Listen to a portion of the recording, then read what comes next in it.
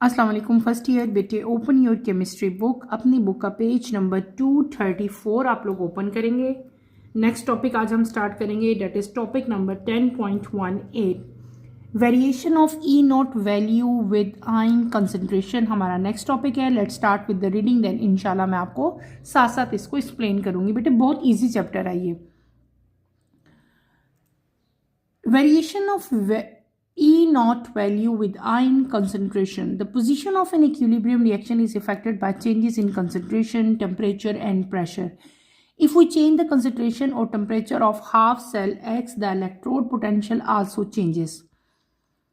Under these non-standard conditions, we use the symbol E for electrode potential. Let us state an example of a metal/metal ion equilibrium. Variation of potential with ion concentrations. Zinc plus electron, zinc E naught is equals to minus 0.76 volt. If zinc is greater than 1 mole per decimeter cube, the value of A becomes less negative, more positive, say minus 0.61 volt.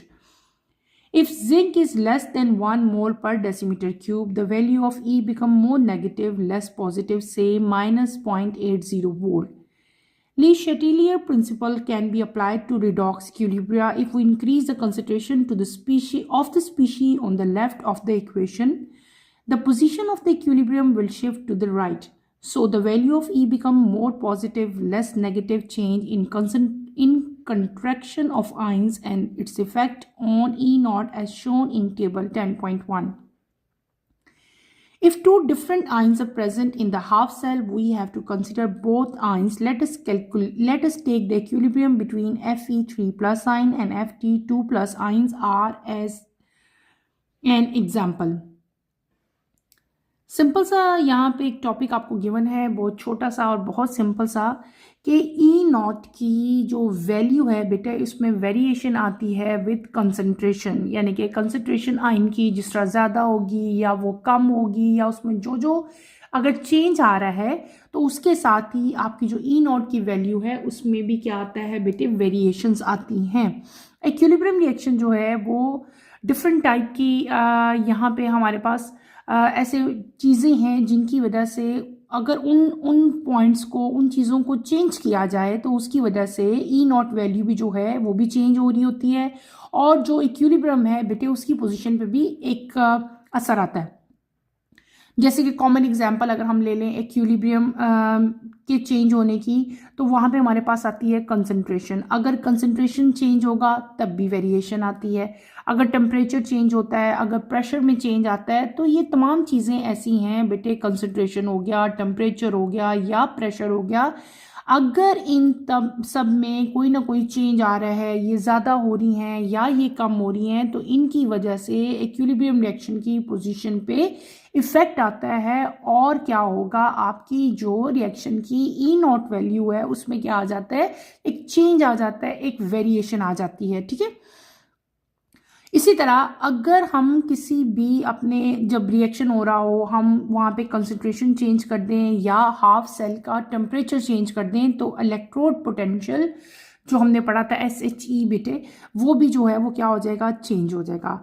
और इसी तरह non standard condition, standard conditions क्या होती हैं, जब आपका temperature pressure जो है वो स्टैंडर्ड हो, यानी कि स्टैंडर्ड टेम्परेचर क्या है बेटे, 273। और इसी तरह अगर आपकी कंडीशंस बेटे नॉन स्टैंडर्ड होंगी तो हम क्या सिंबल यूज़ करेंगे, हम सिंबल यूज़ करेंगे कैपिटल ई। इस केस में ई नॉट यूज़ नहीं होगा, नॉन स्टैंडर्ड के लिए हम ई सिंबल यूज़ करते हैं। यहाँ पे आपको बेटे एग्जांपल्स दी हुई है, एक टेबल दिया हुआ है, अगर आप इसको देखो गौर से, इस टेबल में एक आपको दिया है Fe3 प्लस आइन, एक आपको दिया है Fe2 प्लस आइन। ठीक है, ये दो डिफरेंट टाइप की आइंस हैं और इनकी कंसंट्रेशंस आपको बताई हैं। यहाँ पे इनकी ई नॉट वैल्यू दी हुई है और यहाँ पे इनका इफेक्ट बताया हुआ है। अगर आप देखो यहाँ पे आपको बताया कि अगर इसकी कंसंट्रेशन लेस देन 1 हो और इसकी 1 हो तो ई नॉट वैल्यू कितनी होगी, वो आपको बता दिया 0.85, और ये क्या होगा, मोर पॉजिटिव इसका इफेक्ट होगा। इसी तरह Fe3 प्लस अगर जो है इसकी कंसंट्रेशन 1 से ज़्यादा हो, Fe2 प्लस 1 हो, देन आपके पास ई नॉट वैल्यू क्या होगी, 0.70 वोल्ट आएगी। देखो ये भी पॉजिटिव है, लेकिन ये as compare to this one first value को देखा जाए तो ये लेस पॉजिटिव है। इसी तरह अगर Fe3 प्लस आयन की कंसंट्रेशन 1 हो जाती है, Fe2 प्लस की कंसंट्रेशन 1 से कम होती है, तो आपकी ई नॉट वैल्यू फिर कितनी होगी? 0.70, यानी कि लेस पॉजिटिव होगी। और अगर आपकी कंसंट्रेशन, बेटे अब हम क्या कर रहे हैं, अगर इसकी कंसंट्रेशन Fe3 प्लस आयन की 1 हो, Fe2 प्लस आयन की ग्रेटर देन 1 हो, ठीक है, तो इस केस में ई नॉट वैल्यू क्या होगी? 0.85, यानी कि उसका इफेक्ट क्या होगा? इट विल मोर पॉजिटिव, ठीक है। तो ये आपको एक वेरिएशन दिखाई हुई है इन अगर आयन की कंसंट्रेशन में चेंज आए तो उसकी वजह से क्या इफेक्ट आता है, ई नॉट वैल्यू के अंदर क्या वेरिएशंस आई हैं, बेटे वो सारी आपको एग्जांपल्स दी हैं, ये आपने अच्छी तरह से याद कर लेनी है, ये आपके एमसीक्यूज में टेबल आ सकता है।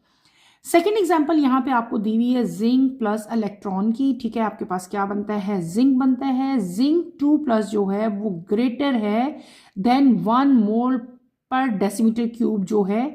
अगर वैल्यू जो है हमारी क्या हो जाएगी? या तो लेस नेगेटिव होगी या मोर पॉजिटिव होगी, ठीक है।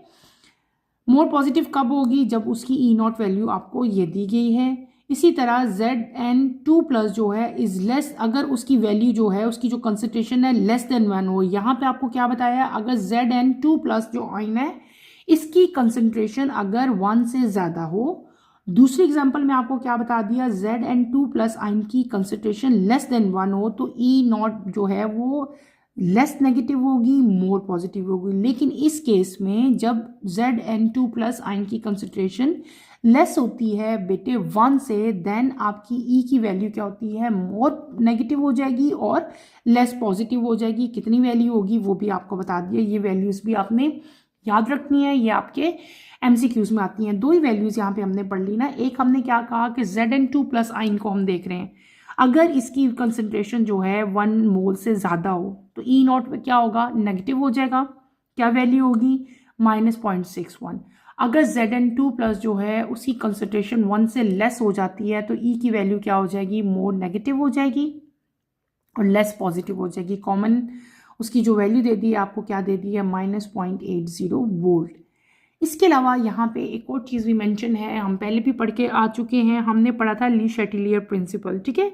तो आपको बताया हुआ है कि हम लोग रिडॉस इक्विलिब्रा के ऊपर ली शैटिलियर प्रिंसिपल को भी अप्लाई कर सकते हैं। किस तरह से? कि अगर हम लोग अपनी स्पीशी, वो स्पीशी जो बेटे लेफ्ट साइड पे होती है इक्वेशन के, अगर हम उसकी कंसंट्रेशन को इंक्रीज करें तो जो इक्विलिब्रियम की पोजीशन है वो कहाँ पे शिफ्ट हो जाएगी? वो भी शिफ्ट हो जाएगी टुवर्ड राइट, ठीक है।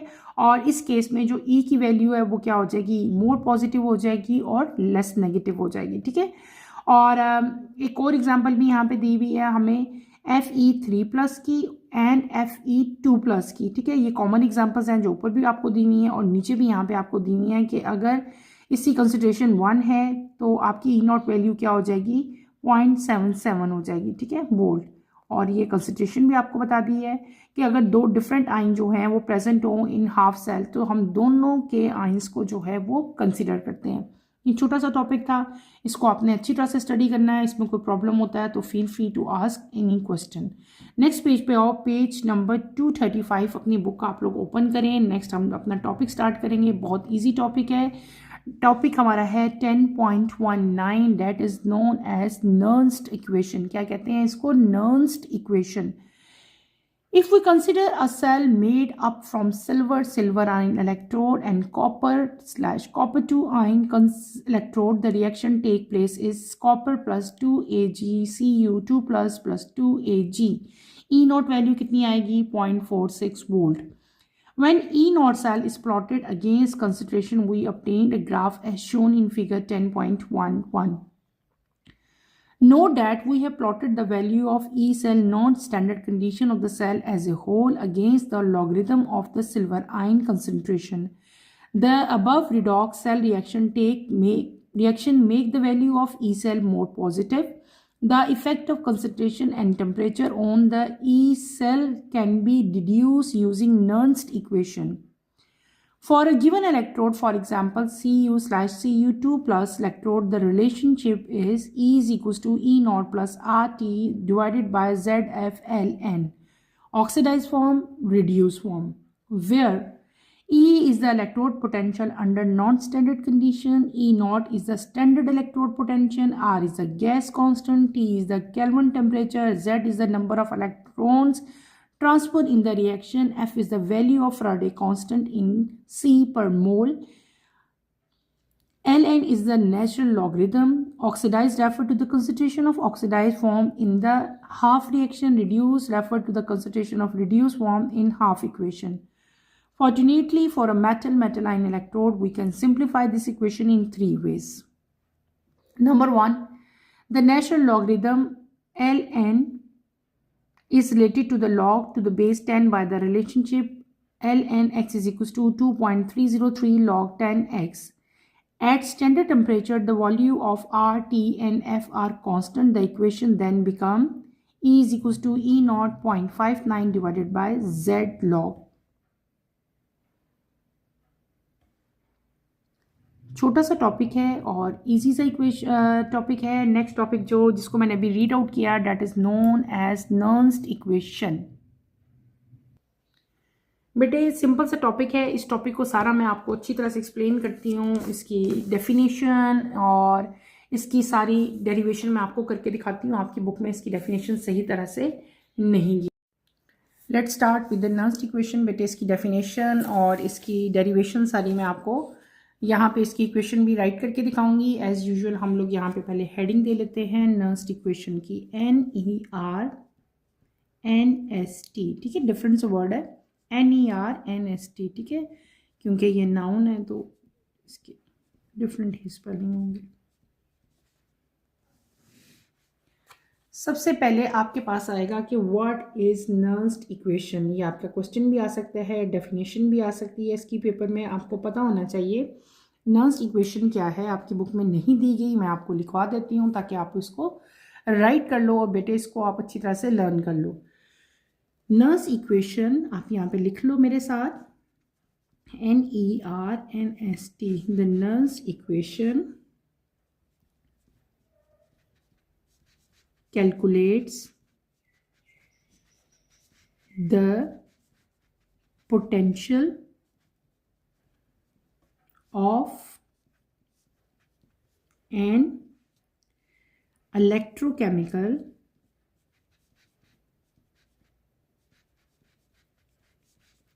cell under non-standard conditions.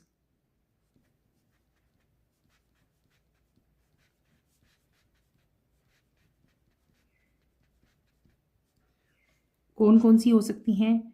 Temperature, comma pressure, comma concentration. ठीक है, क्लोज कर दो. बाय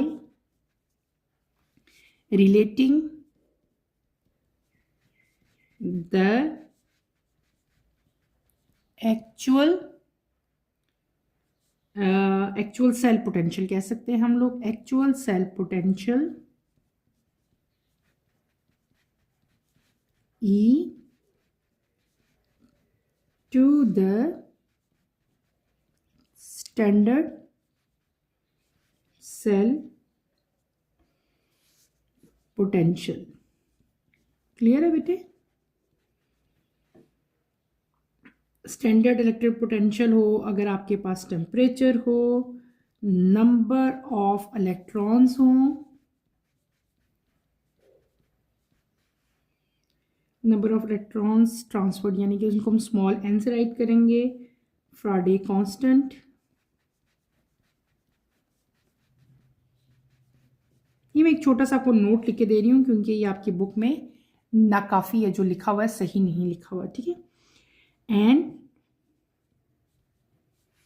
रिएक्शन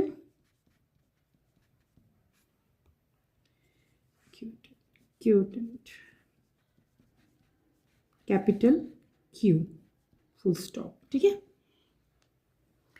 कॉमन एक छोटी सी मैंने यहाँ पे डेफिनेशन आपको लिखा दी कि व्हाट इज नर्न्स्ट इक्वेशन. बेटे नर्न्स्ट इक्वेशन क्या करती है कि ये किसी भी इलेक्ट्रोकेमिकल सेल की पोटेंशियल को मेजर करेगी, कैलकुलेट करेगी अंडर नॉन स्टैंडर्ड कंडीशन। अभी तक तो हम पढ़ते आ रहे हैं ना कि standard condition, standard condition, standard condition का इतना हमने जिक्र किया।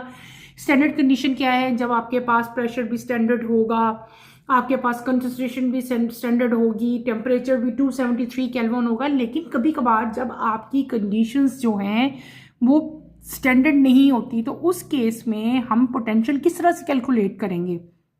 ऐसे केस में जब आपके पास कंडीशन स्टैंडर्ड नहीं होंगी, यानी कि आपके पास नॉन स्टैंडर्ड कंडीशंस होती हैं, तो तब बेटे हम क्या यूज करते हैं? We use Nernst's equation at that case. ठीक है, तो इसलिए से मैंने आपकी बुक में बेटे ये नहीं लिखा हुआ था, मैंने आपको इसकी डेफिनेशन राइट करवा दी। आप लोग एज इट इज इसको लिख लो, अपनी बुक्स की शायद साइड पे लिख लो, ताकि आपको उस टाइम ढूंढनी ना पड़े कि कहाँ मैंने लिखी थी। वो साथ लिखी हो ना, तो फिर याद करने में भी हमें आसानी होती है।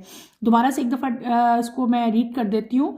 The Nernst's equation calculate the potential of an electrochemical cell under non standard conditions. मैंने पहले ही बता दिया कि इस इक्वेशन से हम लोग पोटेंशियल मेजर करेंगे जब आपकी कंडीशंस क्या होंगी? नॉन स्टैंडर्ड होंगी।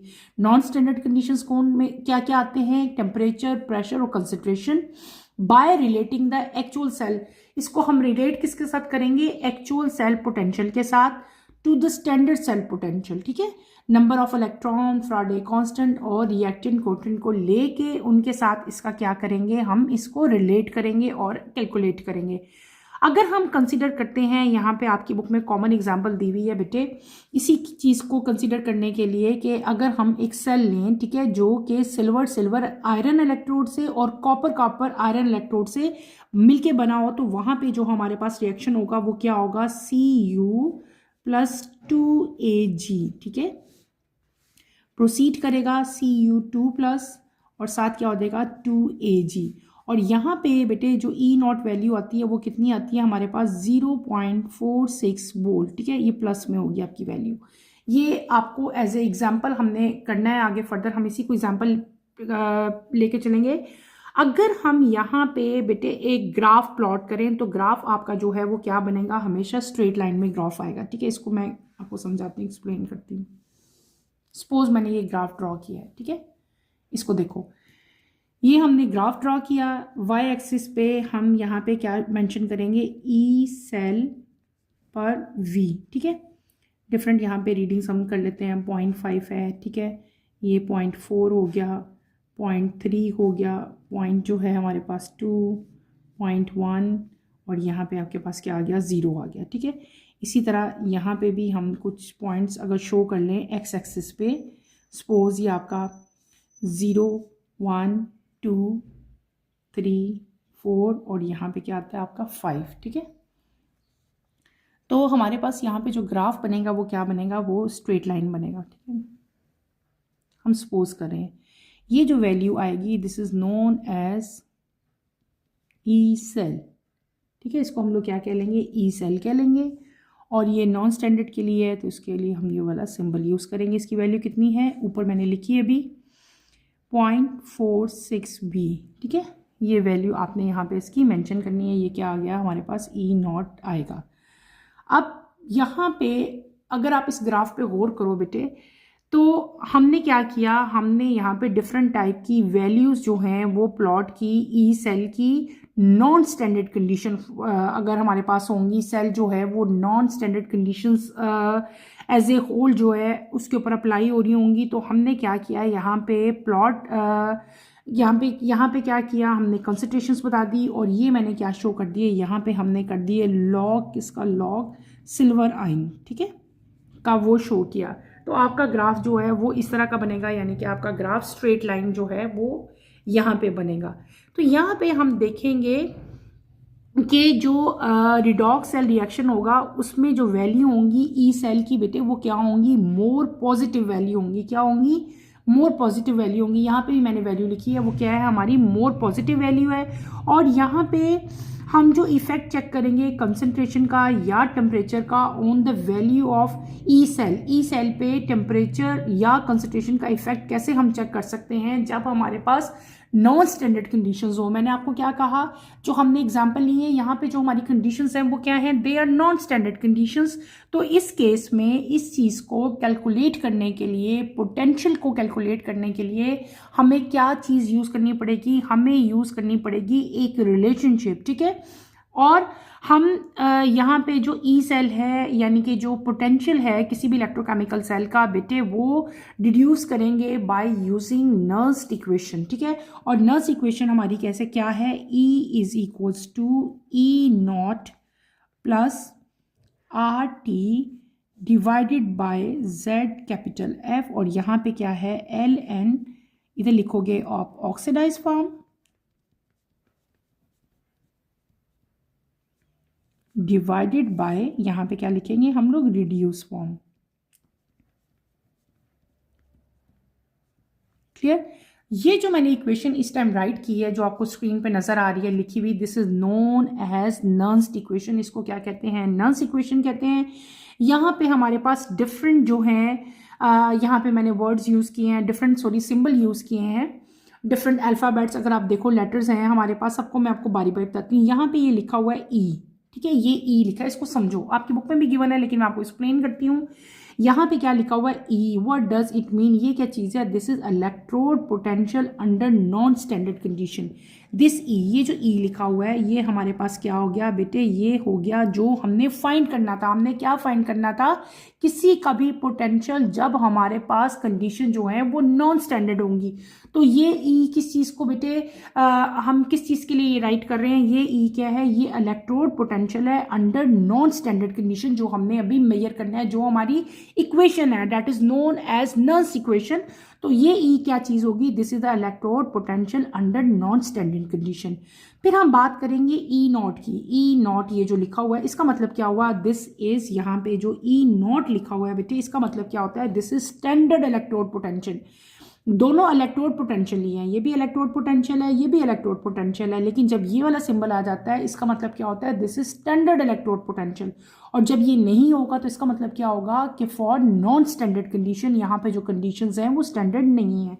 देन हमारे पास जो अगला लेटर यहाँ पे यूज हुआ है दिस इज आर। आर क्या चीज़ है, आर इज गैस कॉन्स्टेंट। ये गैस कॉन्स्टेंट है और गैस कांस्टेंट की वैल्यू आपको पता है हमेशा कांस्टेंट होती है। क्या वैल्यू होती है बेटे इसकी वैल्यू, आर की वैल्यू क्या है, 8.314 जूल पर केल्विन पर मोल इसकी जो है वो वैल्यू है। ये वैल्यू पहले भी आप बहुत सारे जगहों पे यूज़ करते रहे हो, हमने आइडियल गैस इक्वेशन जब पढ़ी थी वहाँ पे भी मैंने आपको आर जो गैस कांस्टेंट है हमने वो डिराइव किया था। उसके बाद यहाँ पे मैंने क्या लिखा, मैंने यहाँ पे लिखा T, capital T. Capital T यहाँ पे क्या है, दिस इज टेम्परेचर, और टेम्परेचर का जो स्केल यहाँ पे यूज हुआ है this is kelvin. Kelvin temperature है ये। नीचे आ जाओ, यहाँ पे आपको स्मॉल जेड दिया गया है। क्या दिया हुआ है हमें, स्मॉल जेड, ठीक है। व्हाट इज दिस जेड, ये जेड क्या चीज़ है, this is number of electron transfer in the reaction. इस पूरे रिएक्शन में, जिसकी एग्जांपल हमने ऊपर ली है कॉपर और सिल्वर की, इस पूरे रिएक्शन में बेटे जितने भी इलेक्ट्रॉन ट्रांसफर होते हैं उनको हम किससे राइट करेंगे, स्मॉल जी से राइट करेंगे। देन आपके पास आता है कैपिटल एफ। कैपिटल एफ यहाँ पे क्या है, वैल्यू ऑफ फ्राडे कांस्टेंट, और इसका जो यूनिट आप लोगे वो क्या लोगे, सी पर मोल। ये क्या है, फ्राडे कांस्टेंट है, ठीक है। उसके बाद यहाँ पे एक और मैंने चीज़ यूज़ की, L N, small L small N, this is natural logarithm, ठीक है। ये क्या है, नेचुरल लॉग है। और फिर मैंने यहाँ पे दो चीज़ें राइट की हैं बेटे, एक मैंने किया ऑक्सीडाइज फॉर्म और एक मैंने यहाँ पे क्या राइट किया, रिड्यूस फॉर्म। ऑक्सीडाइज फॉर्म का मतलब क्या है, यहाँ पे क्यों लिखा मैंने, ऑक्सीडाइज फॉर्म जो है बेटे ये रेफर करती है उस चीज़ की कंसंट्रेशन को, हाफ इक्वेशन की कंसंट्रेशन को जो कि ऑक्सीडाइज हुई है, जहाँ पे यानी कि concentration of the oxidize form in half equation. Half equation में जो ऑक्सीडाइज फॉर्म है उसको ये रेफर करी है। और जो नीचे रिड्यूस फॉर्म लिखी है ये क्या चीज़ है बेटे, this is concentration of reduce form in half cell. ये यानी कि जो हाफ सेल में रिड्यूस फॉर्म है उसको जो है हमने यहाँ पे राइट किया। अच्छा, यहाँ पे जो हमने एल एन लिया है, एल एन क्या चीज़ है बेटे? एल एन जो है ये हमारे पास आता है नेचुरल लॉग, और इसकी वैल्यू कितनी होती है? ये है 2.303 लॉग 10x, इसकी वैल्यू आप लोग लोगे। और अच्छा, ये हमने कब किया कि अगर हम लोग, हमारे पास जो E है यानी कि नर्स इक्वेशन हम यूज़ करते हैं कब? To calculate the potential of electrochemical under non standard condition, जब आपके पास कंडीशन जो है वो नॉन स्टैंडर्ड होंगी। ठीक है, अब इस इक्वेशन को हम फर्दर जो है, अगर हमारे पास मेटल और मेटल आयन इलेक्ट्रोड हों, क्या हों? मेटल और मेटल आयन इलेक्ट्रोड हों, तो इस इक्वेशन को हम 3 फॉर्म में जो है वो सिंप्लीफाई कर सकते हैं। इस इक्वेशन को हम 3 फॉर्म में सिंप्लीफाई कर सकते हैं। कौन कौन सी फॉर्म है? एक आपके पास आता है नेचुरल लॉगरिदम। नेचुरल लॉगरिदम में हम लोग क्या करेंगे कि इस लॉग को बेस 10 के साथ जो है वो हम यूज़ करेंगे, यानी कि यही लॉग जो हमने लिए इसको हम यूज़ करेंगे अब बेस 10 के साथ। बेस 10 के साथ कैसे यूज़ करेंगे? ऐसे कर लेंगे हम 2.303 log 10x। ठीक है, दूसरी चीज़ क्या करेंगे कि अगर आपके पास टेम्परेचर जो है वो स्टैंडर्ड हो तो हम RTF जो है वो क्या लेंगे? कांस्टेंट लेंगे। क्या लेंगे? कांस्टेंट लेंगे। तो जब हमारे पास टेम्परेचर बेटे कांस्टेंट होता है, यहाँ पे आप लिख सकते हो at standard temperature, at standard temperature. हमारी जो अबव इक्वेशन है वो कैसे हो जाएगी बेटे? वो चेंज हो जाएगी। हमारी अबव इक्वेशन हो जाएगी E is equals to E not, ठीक है, प्लस 0.059 डिवाइडेड बाय Z, और यहाँ पे क्या आ जाएगा? लॉग। ठीक है, और ये क्या हो जाएगा? ऑक्सीडाइज फॉर्म, ऑक्सीडाइज फॉर्म, और यहाँ पे क्या हो जाएगा? Reduce form.